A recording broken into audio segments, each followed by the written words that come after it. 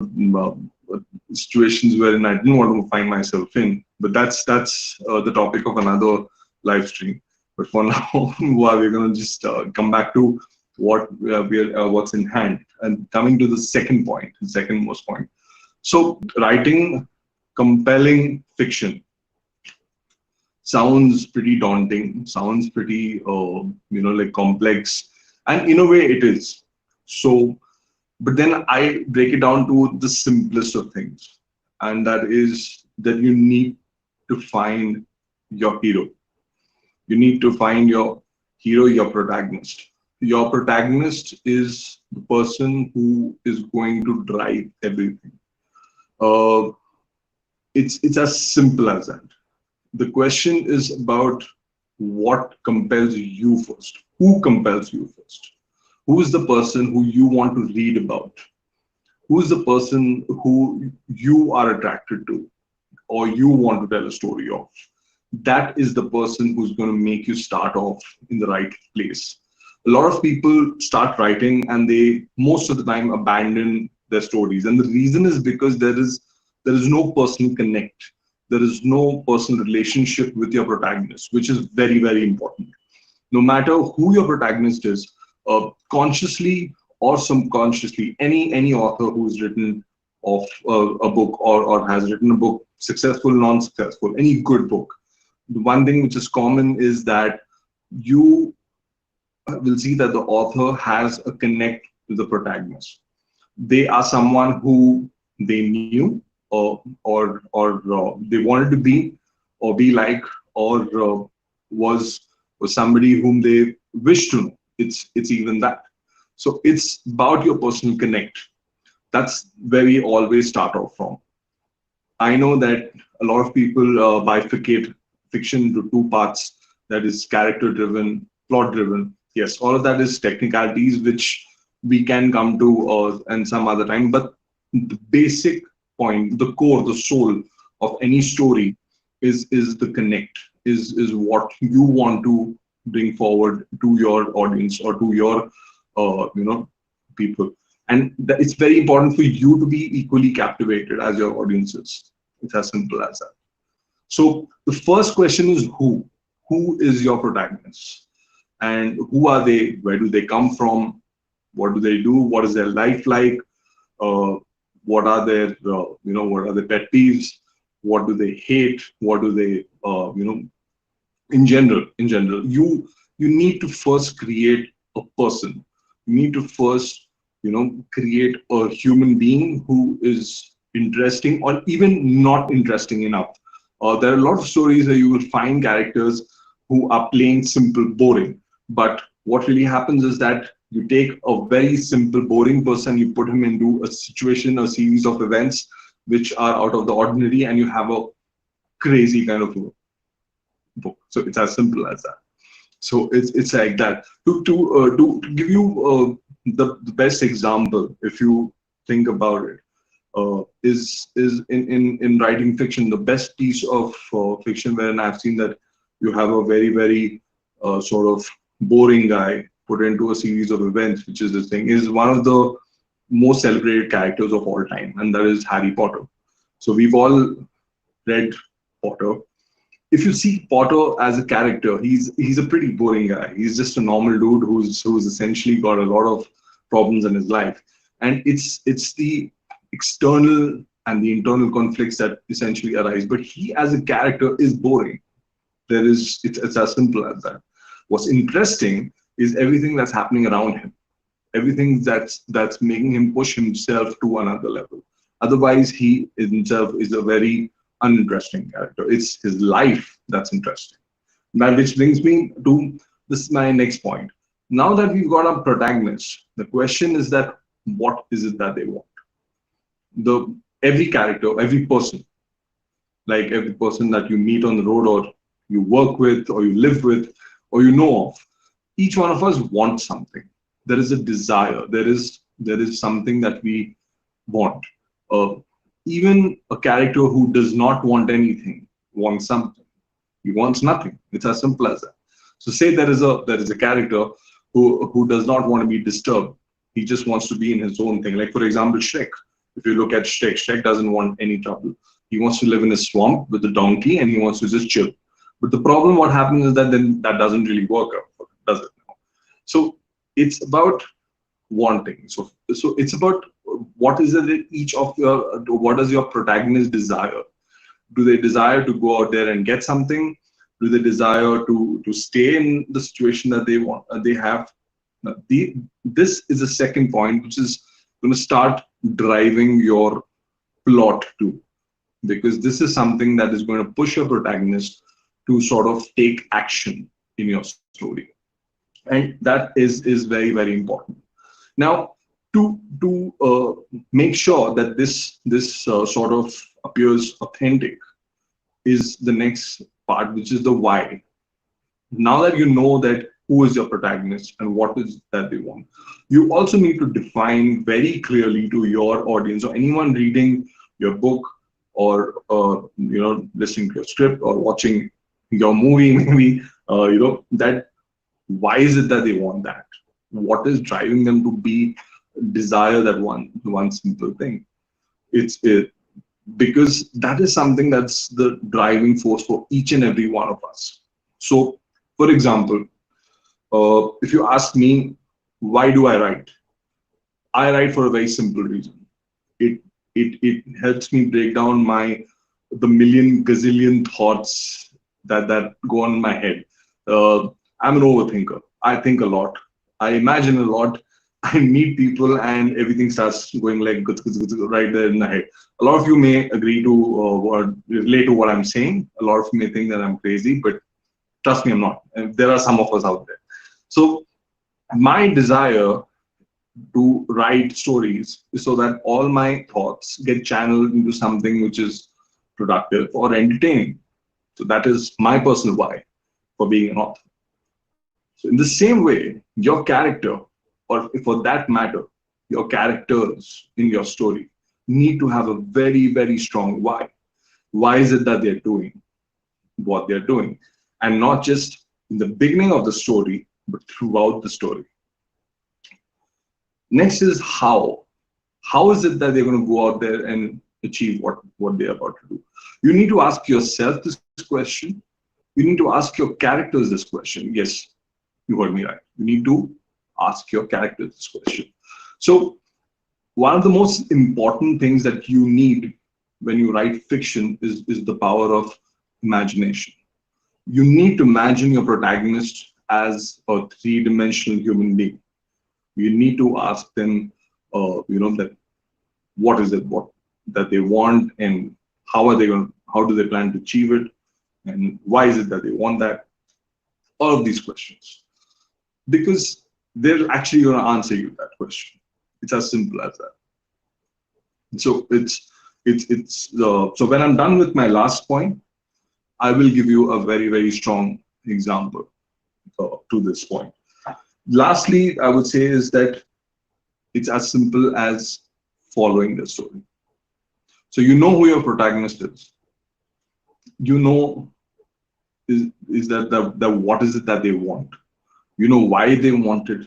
You know the kind of plan they have in their mind to go out there and achieve it.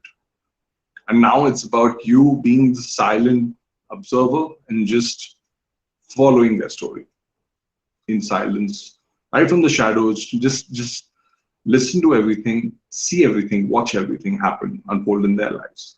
And it will happen. When you start writing from that angle, it will happen. And what is going to start happening is that when you start following the journey, you will start seeing different things. You're going to start seeing what are the biggest thing, that is what is the conflict. So let's just say it's as simple as this, that let's just say you have a character who wants to say go from point A to point B. That's the premise of the entire thing. But because he wants to go from point A to point B, he needs to go through that journey, right? That journey becomes your story. The journey and the obstacles that this character finds on the way becomes the meat of what your story is. Now, also understand that compelling, the word compelling is very, very subjective. If I give a mystery book or a like thriller book to somebody who loves reading love stories or romantic novels, they're going to be like, this is just boring. Yeah, it's got too much of bloodshed, or it has just too much. It's just too fast, or that's going to be their reaction to this whole thing. But if I do the other way around, you're going to find the same thing. Most people who love thrillers or fiction, crime thrillers and stuff like that, they don't really enjoy romantic novels, as much as their homegrown, love for crime fiction. But the thing is, what we need to understand is you need to first write the story for yourself. Like I said, coming back to point number one, you need to write everything for yourself. And until you do that, you can never connect to the right audience. You will never be able to put out your story out there. And it's as simple as this, that until and unless we do not connect, you can never compare. You can only compare somebody to do something if you can connect to them. And you, as an author of your story, may it be a book, may it be a movie, a short film, or anything that you are out there to write fiction about, it's your only source of connection are your words. Are your words and a series of events, your characters. They are your weapons, and you need to just go out there, all guns blazing, and make sure that you bring it home. That brings me to the last and final pointer. The most important thing to write, compelling fiction is what you see on the outside. The characters that meet your protagonist, the places that your protagonist moves around in. Understand architecture, understand the time of the day, understand the feel that a person gets. Put yourself in the shoes of your protagonist. Now, for example, if your protagonist is standing in the middle of a bar with a girl who's giving him the look, he's going to feel a rush. He's going to feel really excited. But if that same protagonist is standing in the very same bar and the girl is smiling at him with a gun pointed at him, he's not going to be feeling a rush. Actually, he will feel a rush, but of a different kind. So it's as simple as that. You need to understand that everything changes with the smallest of variables. If a person is trying to tell someone that I love you in the middle of the ocean, is going to be very different from a person trying to tell him that they love him in the middle of an opera house while there's an opera being played. It's going to be a whisper, and over there he's going to be shouting on the top of his lungs. So the question is where your protagonist is, where the people around him are. This is going to make your entire story as realistic as it can get. And when you nail all these points, you will find something which is special. But let me also tell you that whatever I've told you should be agenda for your first draft. Yes, there is something called as the draft, wherein an author or a storyteller puts out whatever they want. So whatever I've told you to follow right now is really your raw kind of emotion, the rawness of your minds or mind's thoughts that are coming out, they're pouring out on the page. So this will give the soul to your story. But what's going to really give it the body and the logic is something else altogether that comes in the subsequent drafts. So first things first, like I said, the most important to write compelling fiction is to have a very compelling soul to your story. Now, as I promised, I told you I'm going to give you a perfect example of what of what kind of fiction that I have written in the past that encompasses all of this. So for this, I need to go a little personal as well. I'm going to share a small story wherein in the year 2013 I was out of job. I was I used to work in the F&B sector, and I was not really having work at that point of time. And I was very tempted to step out of the line, do a few things which, were against what I've been taught all my life. And the idea was to make a quick buck. The idea was to sort of, make sure that everything just works out, and you make your thing and you just move on. It's okay, it doesn't make a difference. But then there was this voice inside me that stopped me from doing it. Now keep this in mind and fast forward 7 years later. The pandemic hits and I want to write my book Poker Face. And I find my protagonist, who is called as Dave. Uh, I found him with a simple thought that what if a guy like me would actually give in to the temptation of taking shortcuts in life, of getting into the life of crime, maybe even go a little bit further and get into the life of crime for the sake of money, and get into all of that entire side of society which you don't really belong in, which you have known nothing about, and still somehow struggle on your way through, try and keep that morality. So this is what created the premise of my protagonist, and that's where his journey started from. And what would happen to him? Where would he reach? What would define success and what would define failure? And what would be the cost or the consequence of his actions? This was the journey of my protagonist, and it was all based on the simple idea that what if? So your idea can come through a what if, it can come through uh, a personal experience that you have gone through, which you wish didn't turn out the way you wanted to turn out. That again is another sort of what if. Or it can also be through someone's life that you've actually seen out there. You've actually heard of, you've experienced uh, gossip. Gossip is cheap and it's a rich source of content. So keep your ears open when you're sitting around aunties and uncles. I'm sure they'll give you a lot of inspiration out there, because the idea of writing compelling fiction is I can see Homer right there. So the idea of writing compelling fiction is to make your world, your characters, your events as real as they can be. It's as simple as that. So in a nutshell, this was my presentation, and now uh, you know I would just go down and start reading some of your questions. Okay, Akshat asks, okay, Ria, first of all, I'm sorry, I don't know what you missed. So, yeah. Akshat asks, so when you start writing, what do you think it's better to start from short or the long format? So it's as simple as this: go with what you're comfortable with. There's no hard and fast rule that I need to first write a short story and then move on to a novel or a novella.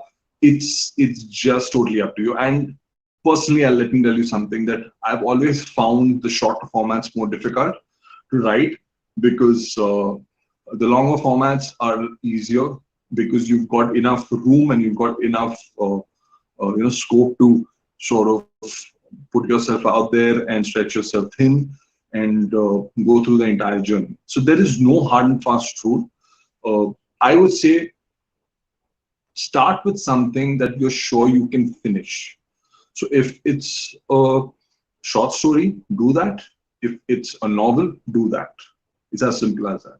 For example, my book Poker Face, I wrote Poker Face before writing my collection of short stories, which I'm already almost done with now. So it's all subjective here. Uh, how do you define the characteristics of the characters to bring about subtle elements? Okay, that's what Ria asks. Okay. So when we talk about characters, when we talk about the characteristics, uh, there is a simple rule in storytelling. When I say storytelling, this includes you trying to tell a child a story also. Is to show, don't tell. When I say that, it's as simple as this. That when I'm actually going to be describing my characters out there, when I'm trying to tell somebody that he's a stubborn guy. There's one thing about telling somebody that he's a stubborn guy. There's one thing about showing it. So you can show your character getting into an argument with somebody else, somebody off the street. That shows that this guy's a stubborn guy, and the opposite guy walking off. He's just like, I'm fed up with this guy, and I don't want to have this conversation with you anymore. And the opposite guy just walks off. So it brings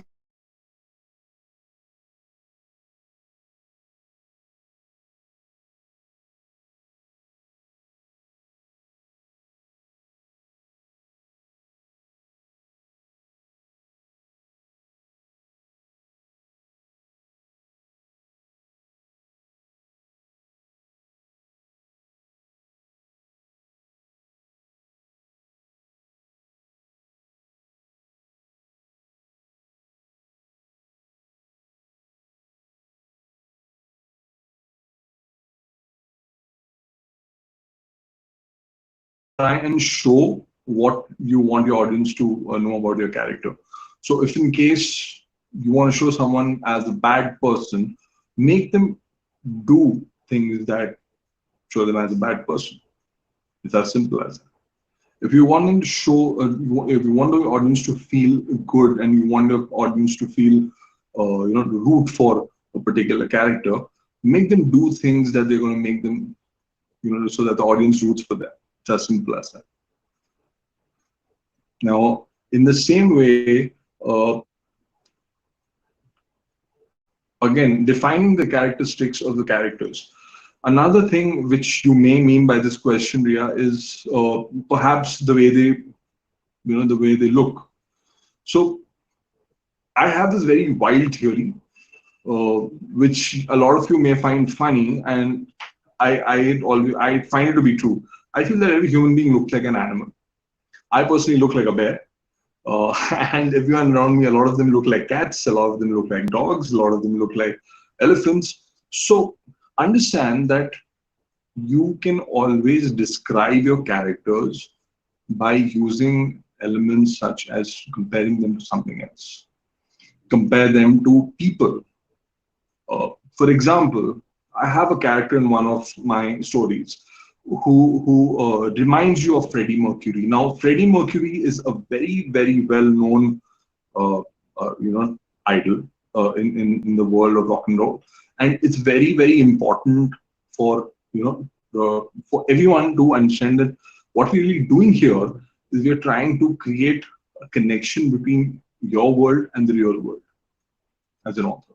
So when you tell somebody that he had buck teeth like Freddie Mercury and eyes that mesmerize women like Freddie Mercury, they will understand. Okay, this guy looks something like Freddie Mercury, but he's fat. Oh no, but Mercury was never fat. So then you take it one step forward, or you describe somebody as a toad-like face, a person who's got a toad-like face. Uh, you do understand what I'm trying to say. A lot of people who may resemble that toad, like in my theory, you can use that. You can use humor to sort of describe the characteristics, the physical characteristics of your characters. But whereas the internal characteristics, you need to show. That is the best way to tell your audience who they really are. I hope that's answered your question. Okay, Pia asks, before start writing, do you also predefine the length, etc.? Okay, I personally don't. I seriously do not define the length or like I do not start with the intention of writing a kind of book which is going to be, say, 60,000 words or 90,000 words.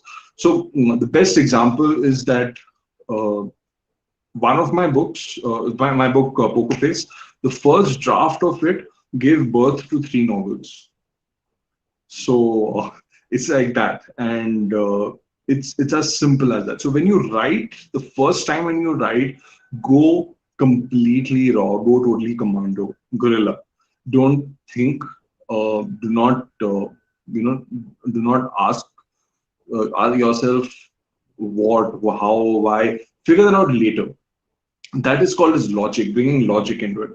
If you do the mistake of bringing in logic, you will never be true to your story. You will never be able to be true to your character and their journey. Because understand that a lot of us lead very rich lives. A lot of us lead very lean lives. When I say that, if you ask somebody what's my day like, it's very boring. I get up, I am I enjoy chai with my parents. I go out and do my daily chores, whatever is required. Work is up, whatever has to be done, I do that.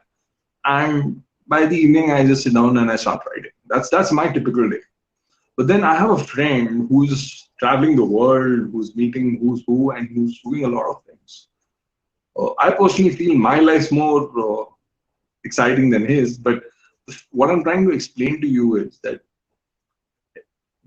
for anybody to summarize my day versus his day is going to take two different set of words. Mine can be defined in 300 words. His may be defined in 3,000. So in the same way, your character and their journey and their story is very subjective. So I do not define that I'm going to write this, I'm going to write that. A lot of times, what happens is that you get everything in your head which is ready-made. What I mean to say is that uh, you sort of think of a story. The story itself comes to you. You still don't have a character, but the story comes to you. You have the plot. Now that is something which you're lucky with. What you can do then is you can be true to the story. Make the story your protagonist. Make the plot your protagonist. And your characters become elements of it. That is the difference between character-driven plots and plot-driven plots. So I hope this has answered your question. And yes, I do not personally define it entirely. You can always edit. You can always bring it down. You can make yourself more articulate, concise in the way you say what you want to say. And that's about it. But you cannot do that in the reverse. That's when things starts becoming boring. What I mean to say is, say you're describing a scene, a Mexican standoff inside a cafe. Four people have drawn their guns, pointing at each other, and you get into the detailing of the whole thing. You write, say, 5,000 words. And after which you feel that, you know what, it's a bit too much. Let me reduce it. Yeah. Now, the thing is, when you reduce it, what really happens is that you will be taking off a lot of elements of it, which may be required, which may not be required. But if you're going to start saying that I'm going to write a 3,000 word Mexican standoff story, it's not really going to work, according to me at least. Because what's going to happen is you're going to definitely miss out on a lot of details. You will definitely miss out on a lot of, points which you may have had to cover in your story or in your entire flow. So yeah. So in the same way, I would suggest every author or any storyteller to never define the story as to limit it with logic in the beginning. Bring in logic later, because yes, you have to understand that people are going to consume this content. That comes in draft 4, according to me. The first draft is about just letting yourself loose and getting out there and putting your ideas out there. So yeah. Uh, are there any more questions? So because that's all I've got here. So yeah.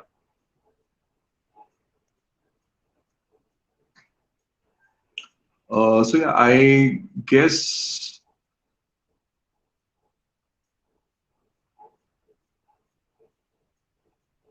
Okay, Akshat had asked a question in the beginning. I'm sorry, I missed that. How do you pick what genre to write in? Okay, now this is another sort of dilemma that most storytellers sort of go through as to where do I put my genre in, which genre do I place my story in. That quite honestly again totally depends on you. Like I say, the first question, the first point, why do you want to write? What is it that is compelling you? Does a romance story compel you, or does a thriller compel you, or maybe science fiction compels you, or maybe fantasy compels you?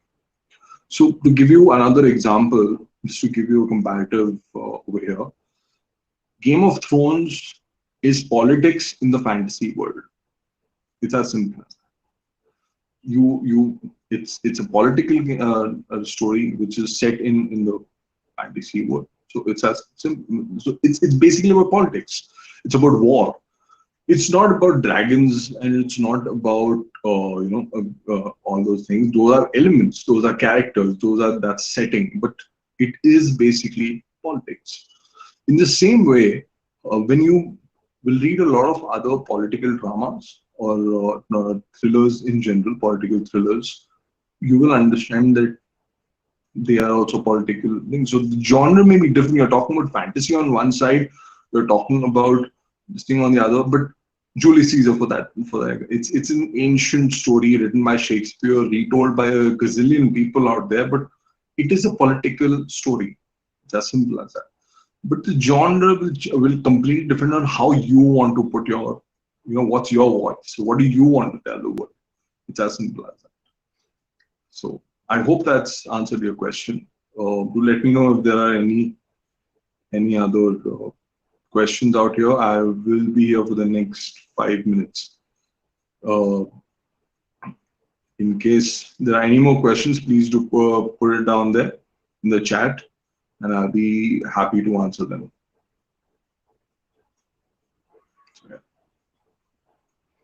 Also, I will add to a few more things that we've already discussed in the meantime. Like Ria was talking about characteristics of your characters.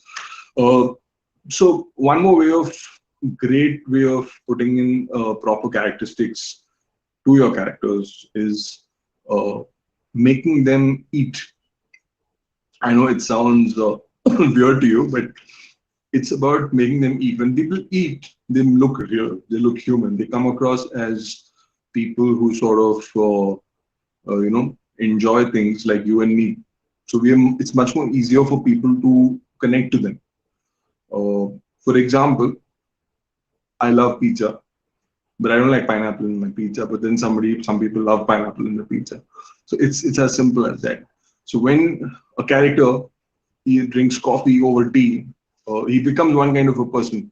You kind of start, as a reader, start putting them in a particular compartment. That's how the whole thing works. So yeah, and also any other thing. Okay. I'm going to go again, revisit the question by Pia asking about the length of the story. I will, I beg you, I beg you. There is a trap called as, what I call as being compelled as an author trap.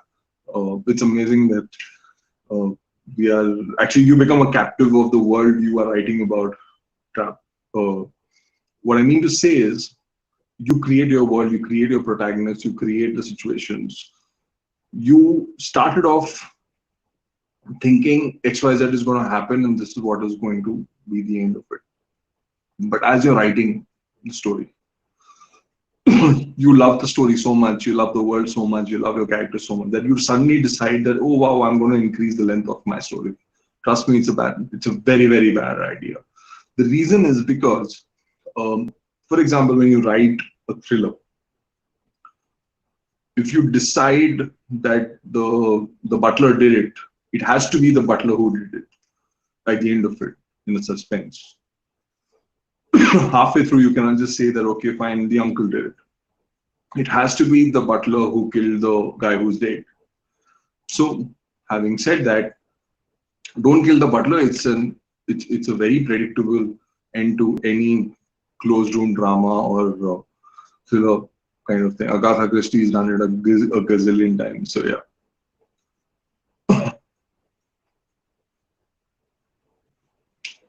Again, coming back to anything else, how do things? Okay, I'm going to go back to Akshat's question of genre. A lot of times, what's going to happen is that you will start finding your stories mimicking other genres. Please do not keep yourself from letting that happen. Let it happen. For example, my book Poker Face, it's coming out on the 2nd of Feb. If all of you love reading thrillers, please go pick it up. A lot of parts of it will come across as erotica. A lot of it will come across as mindless action. A lot of it will come across as in kind of thrillers. It will come across. It will also come across as a love story. So every book has to have a bit of everything, at least according to me. You cannot survive on sugar. You cannot eat sugar for breakfast, lunch, and dinner. In the same way, genres, and in the same way, you can compare them to the taste of your food. You have to have a little bit of sourness. You have to have a little bit of umami. You have to have a little bit of salt. You have to have everything in there. So in the same way, do not define the genre of your book. I would say discover the genre of the book. Because when you're going to start following your character, at least, that's what's going to happen. So I suppose there are no other questions from the group. And I hope that this has helped you all. I hope that we are, I was able to answer some of your queries or, get you interested in writing fiction. And please do share, your thoughts on this little session. And also do tune in on the 26th. I'll be having another live session on Creator. The topic of it will be released in a day or two, so you can access that. We will again be talking about writing itself, but a bit more in specific. And of course, I'll again end by saying that if you want to captivate your audience, it's you who need to first be captivated. So captivate yourself in the world of your characters in your book, and your audience will follow. It's as simple as that. So with that, I'll take your leave. Thank you so much. And thank you for your time. Thank you for your patience. And thank you. I'm really sorry for any kind of disturbances thanks to the network. And hopefully I see you all on the 26th. Stay tuned and do like my page on Facebook. You can find me under the name @Authordarsh. And do tune in and hope to connect with all of you. Once again, thank you, Ria. Thank you, Pia. Thank you, Akshat. Thank you, Vivian. Thank you, Nishant. Thank you. Thank you all for coming in and giving your time. And Amar, of course, and Raju. I hope, and thanks a lot to Creator and Supriya, who was here. And yeah, so thank you, Creator, for this opportunity. And thank you guys for this amazing session. Thanks a lot. Have a great day. Keep writing and keep reading. Bye. See you.